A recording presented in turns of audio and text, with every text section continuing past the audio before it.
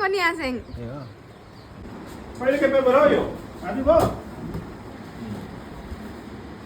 ए बसी भयो अलि न सासिङ मैले बनाएको चिया कति दिन भयो होला नाखानु हो थ्याङ्क यू वेलकम दामी भयो बहुत दिन बादमा चिया खाएँ आसेङ पानीको बोतल ए यता यो